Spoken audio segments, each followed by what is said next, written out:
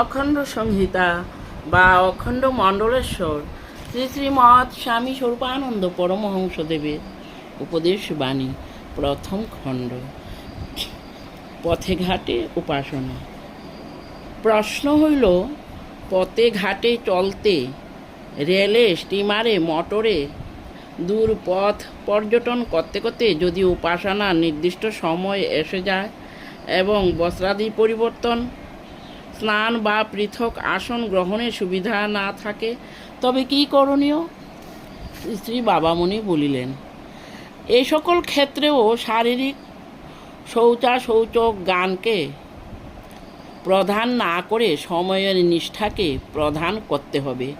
মনে মনে কল্পনা করবে, আদিগুরুর পাদ বিধৌত গঙ্গা বাড়ির রাশি তোমার মস্তকে বর্ষিত হচ্ছে এবং তোমার বাহ্য ও আভ্যন্তরীণ সর্ববিধ অশুদ্ধতা, অশুচিতা, অপরিচ্ছন্নতা দূর করে দিচ্ছে। তারপরে যথাবিধান উপাসনা করে যেতে থাকবে। হরি ওম।